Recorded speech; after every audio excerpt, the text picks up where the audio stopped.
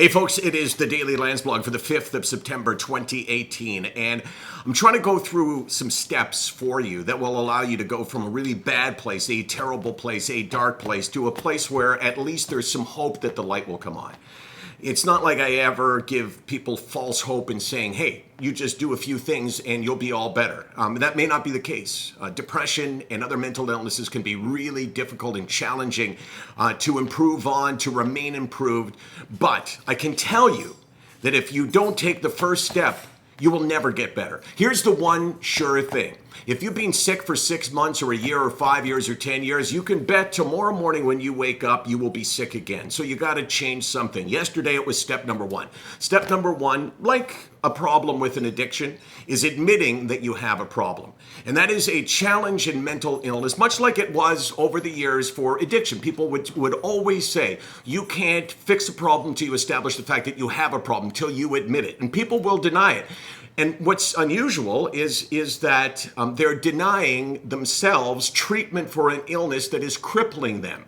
It, of course, all comes down to the stigma. So yesterday I said, you need to say some things. And the first thing is you need to establish the fact that, yes, I have an illness. Now, I'm tired of dealing with my illness day after day after day and not getting better. I'm tired of giving my life up to the illness. And I have to make an appointment. I have to change something. That was step number one. Step number two today.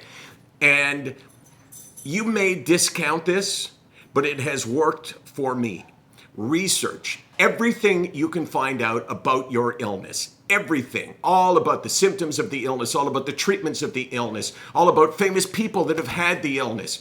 Everything you can learn, for instance, with depression, everything you can learn about depression gives you strength. When you go to meet with your doctor, which was the suggestion that I gave yesterday, to start with, you can be an advocate, a fighter for yourself. If not, it's incredibly difficult to actually advocate for yourself. You sit there and whatever the doctor says to you, you got to go with it.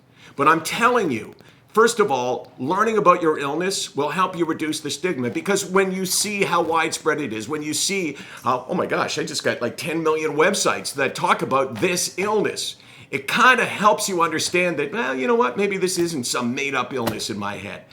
Power comes from knowledge. Knowledge allows you to fight for yourself and allows you at times to talk to your doctor and say, this is not working for me. You started me on a medication. We're now 2 months in. I'm not getting any better. I need to do something else. You are your own best advocate. You are going to fight this thing. And we can help you fight. But at the end of the day, you need to be able to fight on your own. So learn as much as you can.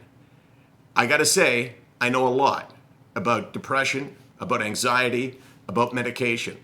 So much, in fact, that you might go, oh, really? Is someone a little bit obsessed with that? Go ahead, Case, ask me a question. Any question at all. What? I don't know.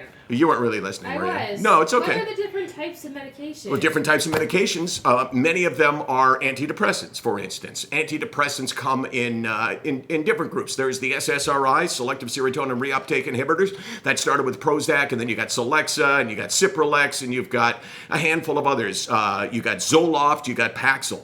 Then you've got your tricyclics, the last generation of drugs. Imipramine would be one of those. And then you've got MAOIs, monoamine oxidate inhibitors.